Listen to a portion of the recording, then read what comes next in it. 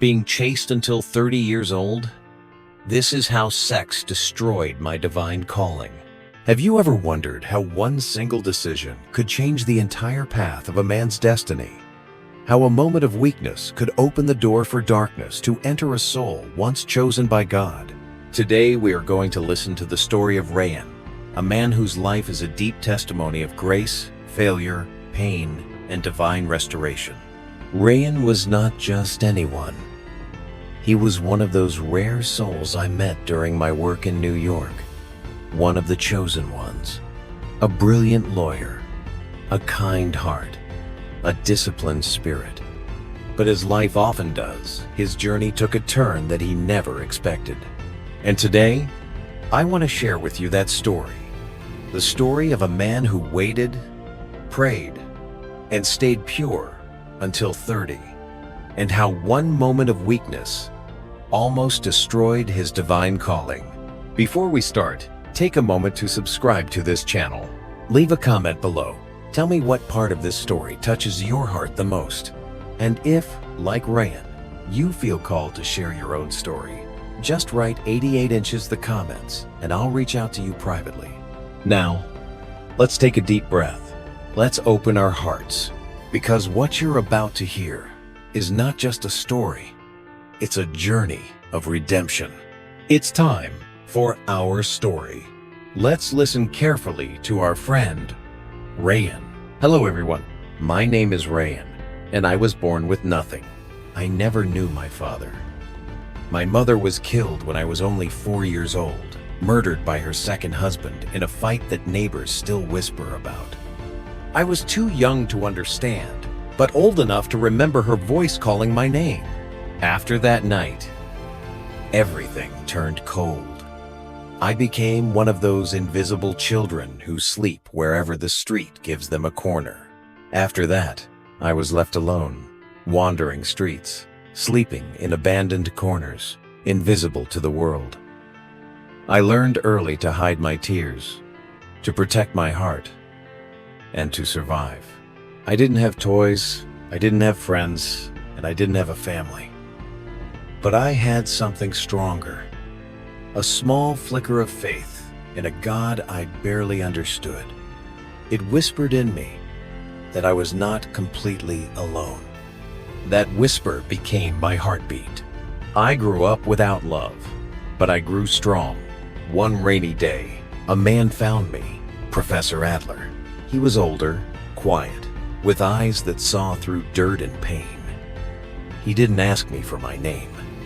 He simply said, "You can come with me if you want a future." That was the first time someone gave me a choice. After losing my mother and living alone for several years on the streets, life taught me harsh lessons. Hunger, cold, and fear became part of my daily rhythm. But even in the midst of despair, I found small pockets of hope. I would sometimes sit under the flickering street lamps at night, watching people pass, wondering how their lives were so different from mine. And yet, even in that loneliness, I felt a spark, an inner curiosity about the world, about justice, about right and wrong. By the age of 10, when Professor Adler found me, I had already developed a strange fascination with truth and fairness. I would watch older kids arguing, cheating in games, or fighting over small things, and I wondered why some people seemed to have power over others. That was my first introduction to the ideas of law and justice, even if I didn't have the words for it yet. Professor Adler noticed this in me. He gave me books, simple ones at first, stories of heroes, justice, and courage, and asked me to read. He would sit beside me while I read aloud, correcting my pronunciation and asking questions about what I understood. Slowly, I began to see that the world had rules, and some people made the rules to protect themselves while others suffered. It was in those small sessions that I first imagined myself as someone who could change things, someone who could defend the weak. As I grew older, I wanted to contribute, to feel useful. Professor Adler had a small tutoring business, helping younger students with reading and math. I began helping him after school. At first, it was simple: helping children understand fractions or read aloud. But I soon realized something deeper. These children came from difficult homes, like mine had been. Many had no one to guide them, no one to encourage them. Watching their faces light up when they finally understood a concept gave me a sense of purpose I had never felt before. I became more than a tutor. I became a mentor. I learned patience, the ability to listen, and the skill of explaining complex ideas in simple ways.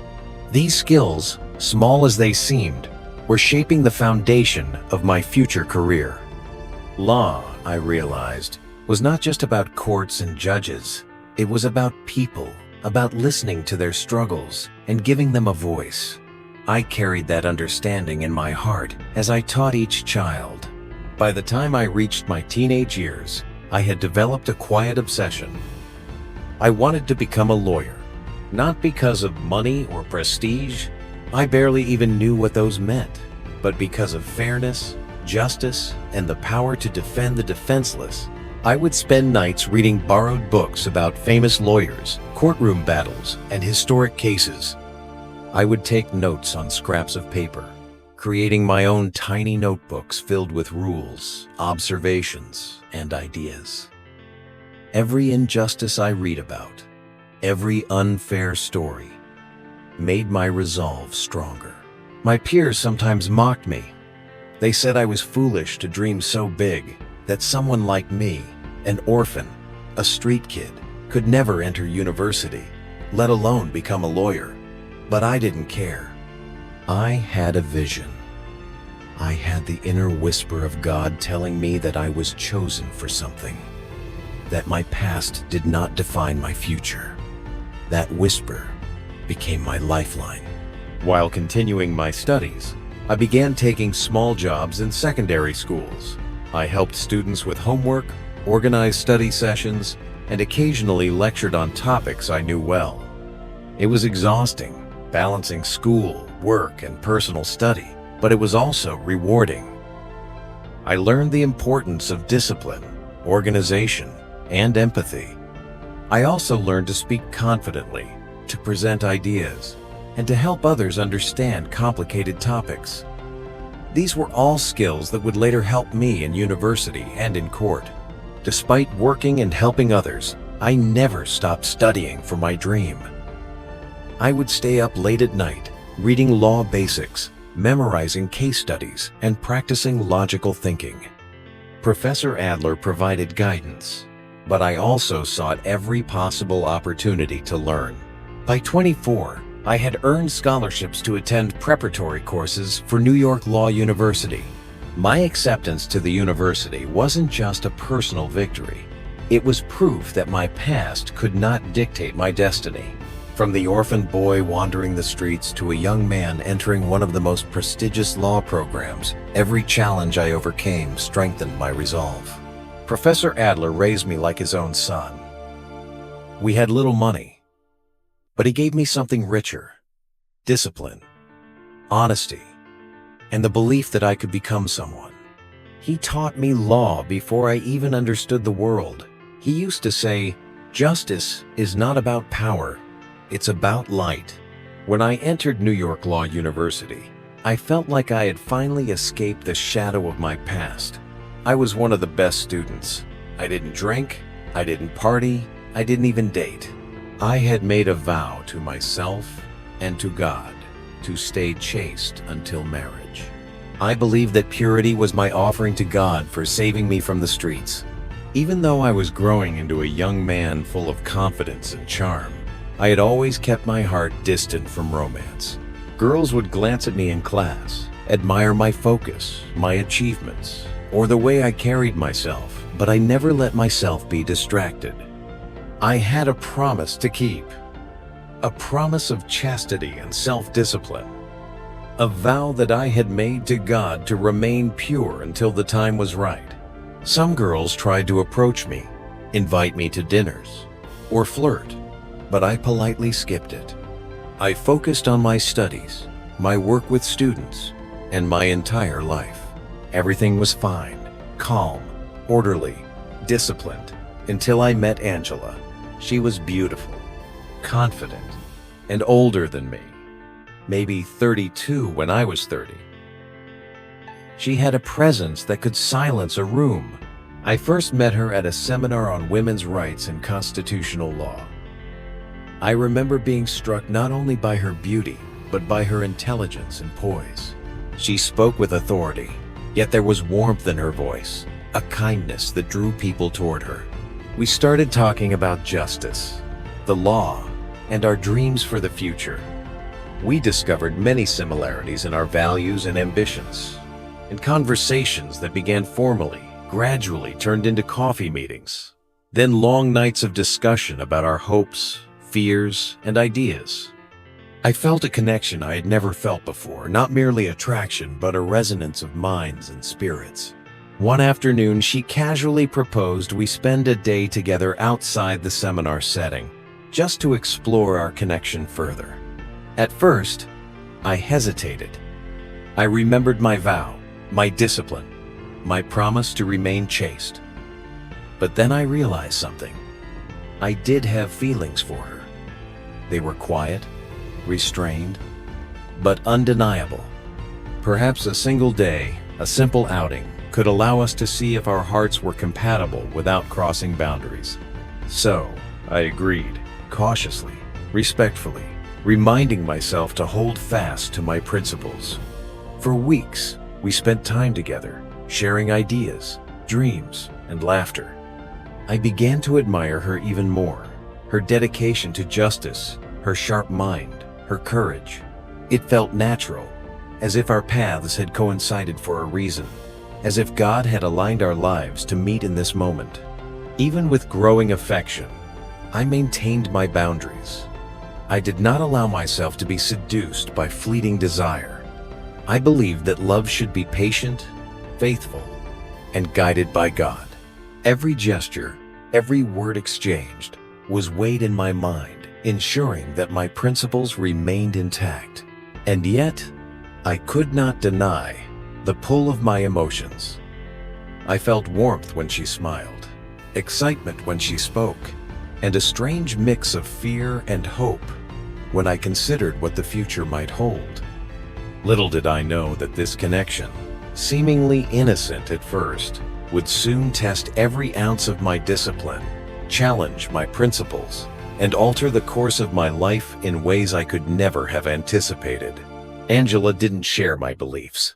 When I told her about my vow to stay pure until marriage, she laughed, not to hurt me, but because she didn't understand. She said, "Rayan, life is short. Why deny yourself something natural?" I told her, because I gave God my word. For months, our love was a war between her desire and my conviction. I tried to keep my distance, but I loved her deeply. I thought love alone could keep us pure. I was wrong. One evening, after a long day in court, I invited her over. I wanted peace. She brought wine, cake, and laughter. We talked about our dreams again. I let my guard down. One glass became two. My mind grew heavy, my heart light.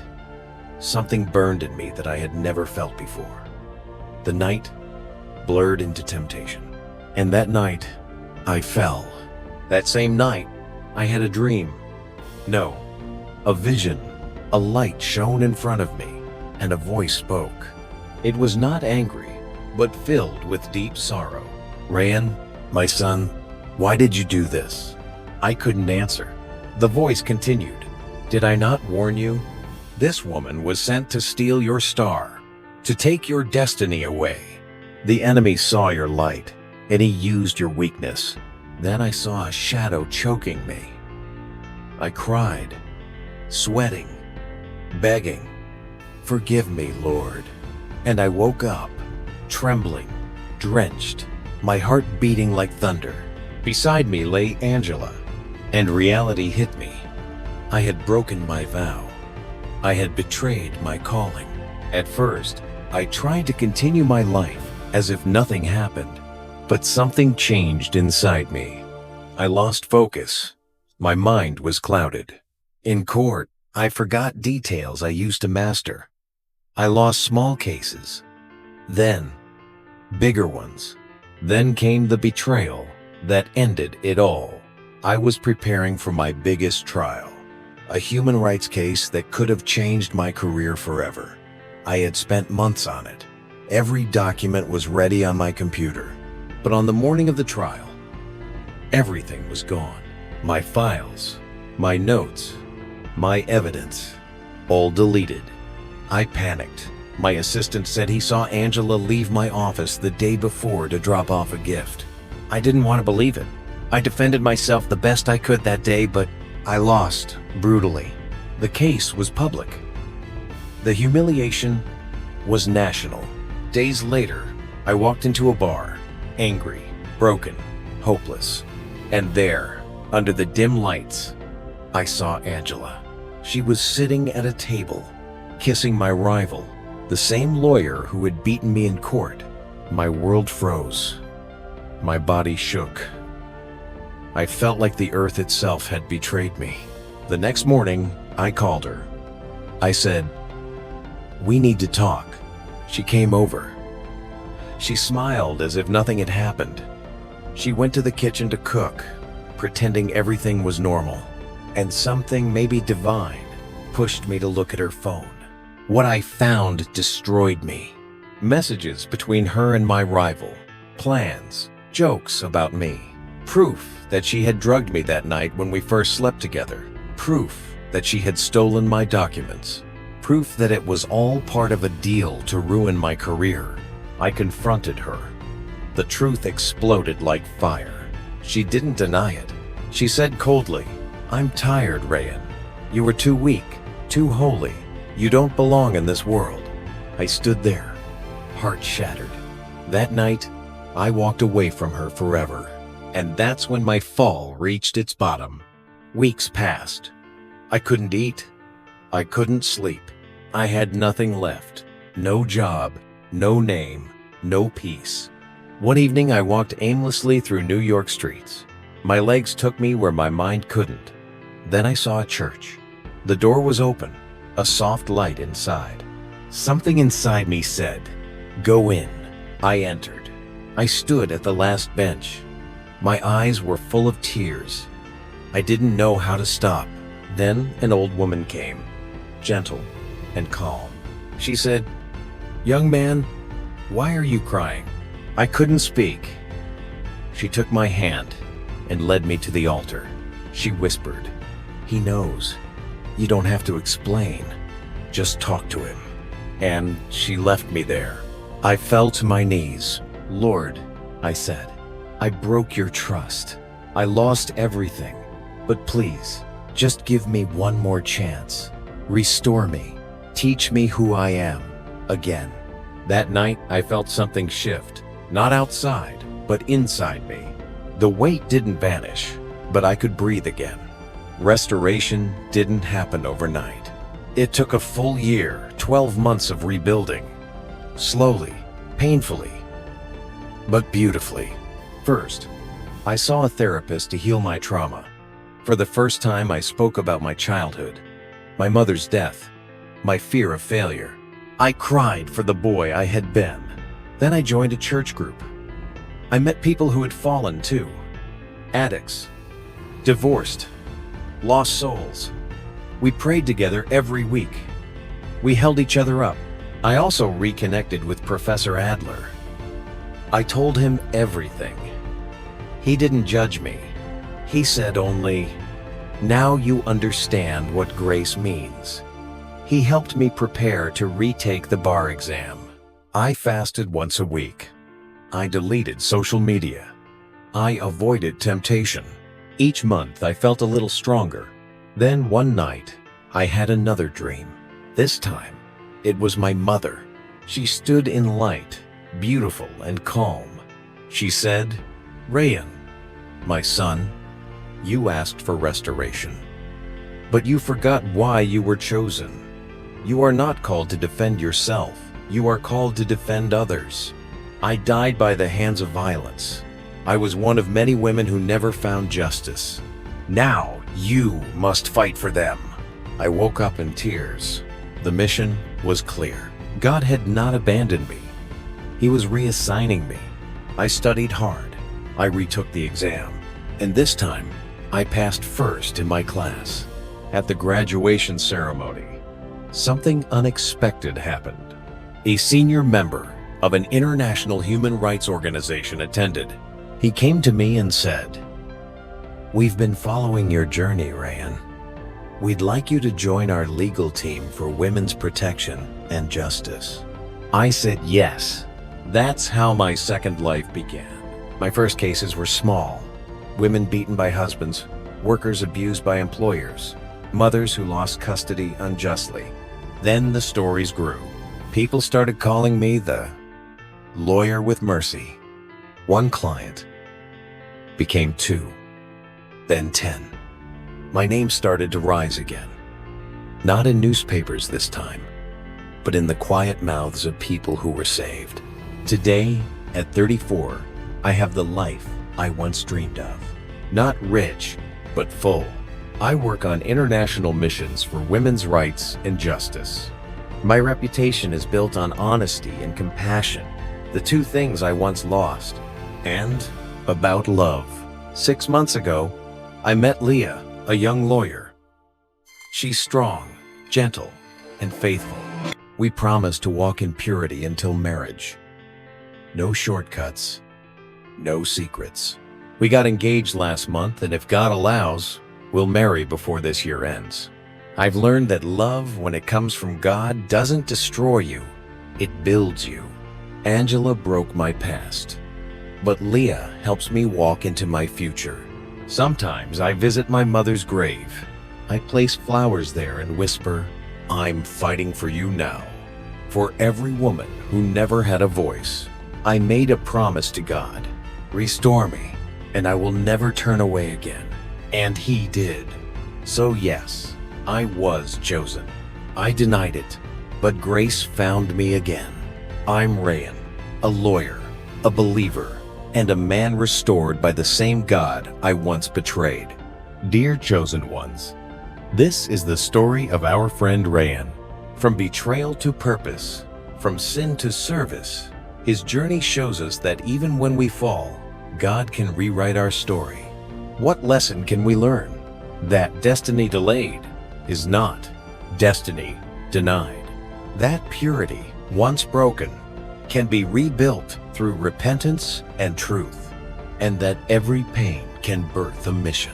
What do you think of Rayan's story? Tell me in the comments, because Rayan reads them all. Subscribe, and if you want to share your own story with us, just type 88 inches the comments, and I'll send you the address to share your testimony. In a second time, I would like to share with you my personal opinion on this subject, the chosen ones and their sexual life. Why do those chosen by God face the most intense inner struggles? Why do those who carry the light go through such dark temptations? Is there something behind this silent fight that no one sees? The truth is that many chosen people live a battle they dare not talk about to anyone. It's a war between the spirit and the flesh, a tension between holiness and desire. And this pain is often seen as weakness, when it can be one of the biggest spiritual signs of a hidden plan being activated. Yes, that's right. The Bible is full of mysteries that show how the chosen ones have always been tested hard, especially in the body and soul. Do you feel like no one understands you when you talk about your sensitivity? Do you have spiritual dreams, premonitions, or unexplained gifts? But are you attacked right in your private life? This is not a coincidence. It's a spiritual battle. The sexual desire that overwhelms you might be proof that something much bigger wants to be born in you. Because when heaven marks a person, hell tries to tempt the flesh. The chosen are set apart from their mother's womb. That means your body, this body that looks like a battlefield today, already carries a mission. And the enemy knows it. So, He tries to dirty the temple before the anointing is activated. But deep inside, you feel this fight is not just physical, it's spiritual. It's like something invisible is trying to stop you from reaching the next level. And at the same time, you feel like God is silent. But God's silence for the chosen is always preparation. Have you read the story of Joseph in Egypt, Daniel in Babylon, or even Jesus in the desert? All were chosen, all were set apart, all were tested deep inside themselves. Temptation is a sign that something powerful is being created, and the strongest attacks happen just before a big spiritual revelation. This happens to you too. Don't think this fight is only about you. It is common among those marked for a purpose. Those who carry a strong light often attract shadows. And sometimes these shadows show up as desire, lack, silent addictions, or thoughts that make you ashamed. But God does not shame you. He prepares you. And what seems like weakness can really be an urgent call to holiness. You are not here by chance. If this struggle grows in you, it's because something is activating in the spiritual world. And maybe until today, no one has explained the real reason for all this. But now, something will be revealed. A key will turn. Because what you face is not punishment, but preparation. And that's exactly what we will talk about now. But before we continue, tell me something in the comments. Have you ever felt like your biggest enemy lives inside you? That the biggest fight is not outside, but inside your mind, your thoughts, your desires? If yes, say it here. This fight is real, but I am chosen. Let's turn this space into a safe place where others can open up too. Because when a chosen one shares their pain, it quietly strengthens another. Like right now, and subscribe to the channel because you will find spiritual support there, prophetic comfort, and new revelations. Every video we post is for those with a calling who go through trials the world does not understand. Now, let's go deeper into this truth that few have the courage to say. Why do God's chosen face so many difficulties in the sexual area? Because this private suffering hides a spiritual mystery, and you will understand it. Have you noticed that the more you try to dedicate yourself, the stronger the temptations get? The closer you get to God, the more your flesh seems to cry out. This is not a coincidence, not weakness, not a deviation. It's a sign, the sign that a true calling is in you. Because the body of the chosen is not just flesh, it's a spiritual channel. That's the first reason that almost no one dares to say. The body of the chosen is a spiritual channel. It has been set apart. It has been anointed. It carries frequencies, codes, gifts, and accesses that the spiritual world knows, both on the light side and the dark side. And that's why it is attacked. The enemy does not waste his bullets on those who are lost. He invests a lot in those who have something rare. And if your body has been a battlefield, it's maybe because it was created to be an altar. The desire you feel is not just physical. It's energetic, vibrational, spiritual. You feel the touch of the invisible. Your skin picks up signals. Your soul senses movements. And behind this intense desire hides a rare sensitivity.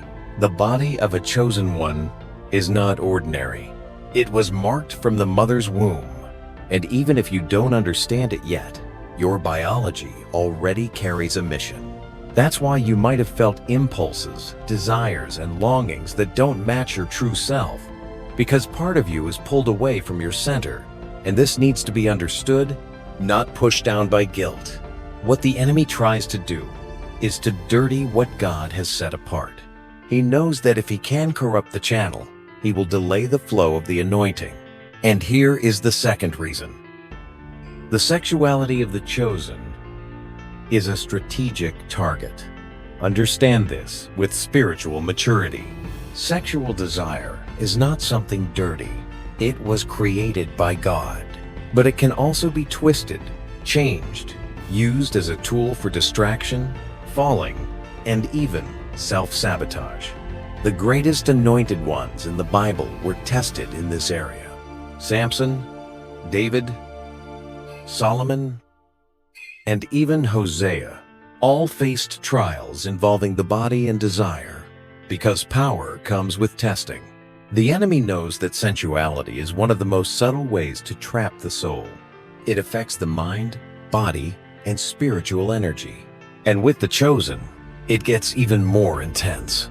Have you ever felt that just a small trigger, a picture, a thought, a memory, wakes up a storm of emotions in you?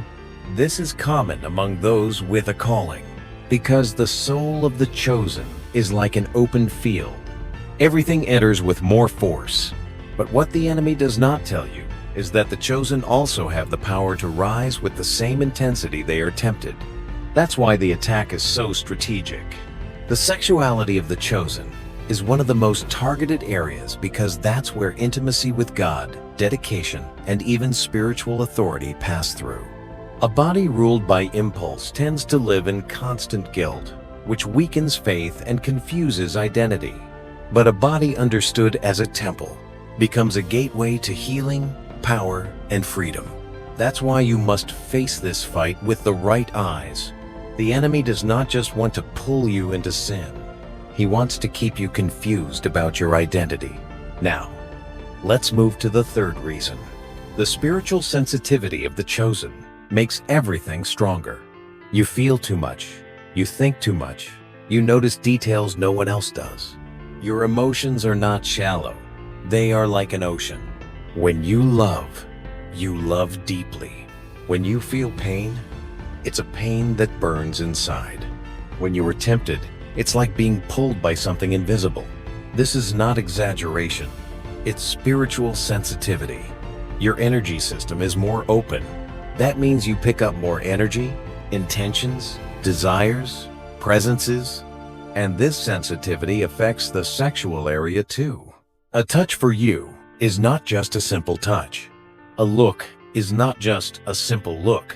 A memory can make you relive whole emotions as if they are happening now. And all this can become fertile ground for desire, especially if you are emotionally weak. It's not that you are weaker, you are just more sensitive.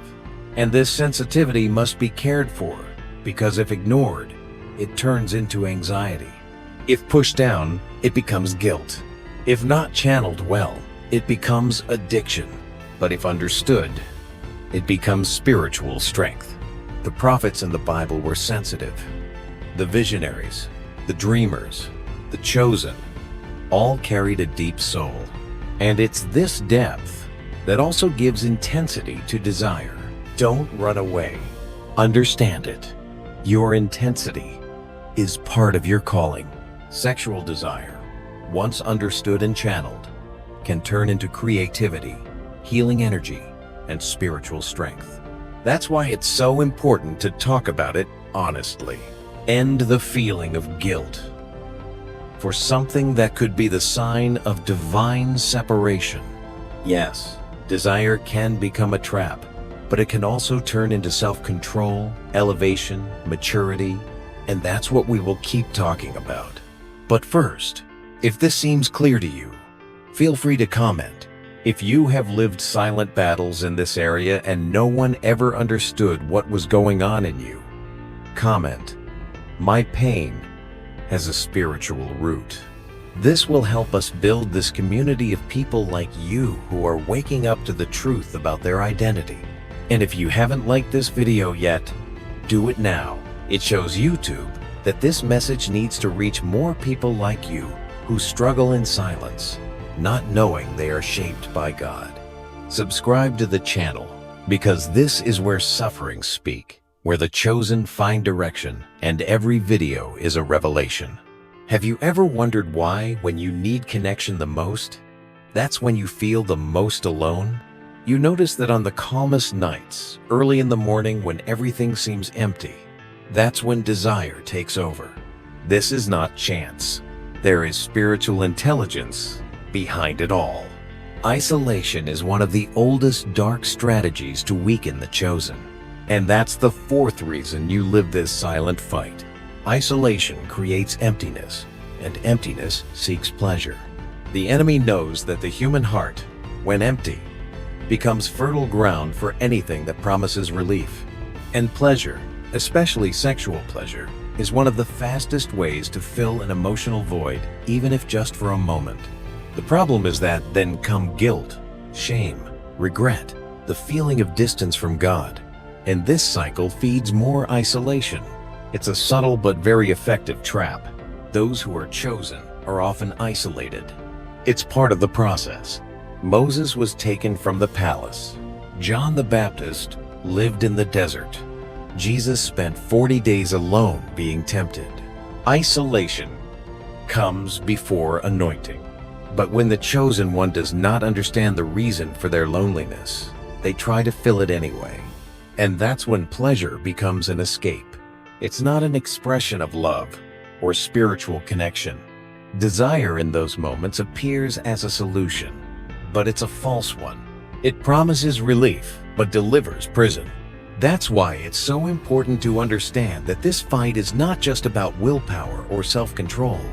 It's a war between two natures, between what the soul wants and what the spirit demands. Here is the fifth reason. There is a constant war between the spirit and the flesh. The Apostle Paul described it with absolute clarity. The good I want to do, I don't do. But the evil I don't want, I keep doing. That's the picture of the chosen soul in conflict. You want to please God. You want to live in holiness. You want to be light, a channel, a temple. But at the same time, there is a part of you that is fragile, needy, human. A part that feels, desires, craves touch, affection, pleasure. This struggle is not a sign of weakness. It's a sign of humanity. And even more, a sign of sanctification. Because those who are spiritually dead do not feel this fight. Only those on the path of change feel an inner conflict. Only those being shaped from inside feel this pressure. The enemy does not need to fight those already on his ground. He targets those who are rising, those waking up, those returning to discover their true identity in God. And maybe that's exactly why you feel these attacks so strongly these last days, because something is forming in you. You are aligning with your calling. And when that happens, the spiritual field moves. Everything around you reacts. Your flesh screams, your spirit groans, your emotions change. But in the middle of it all, there is a path to elevation, a path of giving up that does not weaken but strengthens. And that brings us to the sixth reason. The purity of the chosen is a spiritual weapon. Yes, a weapon, a force that few understand. In a world where everything is exposed, sexualized, stimulated for quick pleasure, living in purity becomes an act of spiritual battle. It's not about perfection, not about repression. It's about awareness, control, will. Every time you resist a temptation that almost knocks you down, you take a step toward the invisible. Every time you choose to pray, even with a heavy heart, you send out a frequency that hell cannot stand. Every giving up, no matter how painful, becomes an altar, a secret place where God plants a new part of His presence in you. Purity is not the absence of desire, it's the presence of a purpose. It's understanding that your body is a passage to something greater. It's a channel of light. It's a temple of the Spirit. And by living this with honesty, you don't just win an inner fight. You gain spiritual access. You become dangerous to the enemy. Because a chosen one, aware of their identity, connected to their mission, and controlling their urges, is unstoppable. But of course, this process is not easy. You will fall sometimes. You will feel weak at times. You will cry in silence, feeling like you disappoint God. But even in those moments, God does not leave you because He knows your heart. He knows the strength of your fight, and He did not choose you because you were perfect. He chose you because He knew you could handle being shaped, that you could resist the fire of the desert, that you would get up, even after a fall. So every time you overcome an impulse, you don't just control yourself, you fight for something eternal. You honor your calling, and that changes your story. You are at war, but you are winning, because the greatest victory is not the absence of struggle. It is continuing despite the tears, the fear, and the desire, saying, I am still yours, God. I still want to please you. I am still here. You might be here right now, watching in silence with a heavy heart, maybe even ashamed of a recent event, a fall, a memory, a bad choice. And inside you, a voice screams, why can't I do it? Why am I like this? And the answer is deeper than it seems. It's not about weakness, dirt, or impurity. It's about what's at stake. It's about strength. Because only those with a very high purpose are tempted in such delicate areas. Only those set apart by heaven face such violent temptations. In their soul and body, the pain you feel in silence is sacred pain. It is not common. It's the reflection of an invisible war fought in you that few have the courage to admit. You are not alone in this fight. You are not crazy. You are not lost. You are a chosen one. Thanks for following me until here. And if this message touched you, you can subscribe to the channel, like the video, and share with me your opinion about daily wars between chosen ones and their sexy life. See you, chosen ones. And until the next video, keep shining.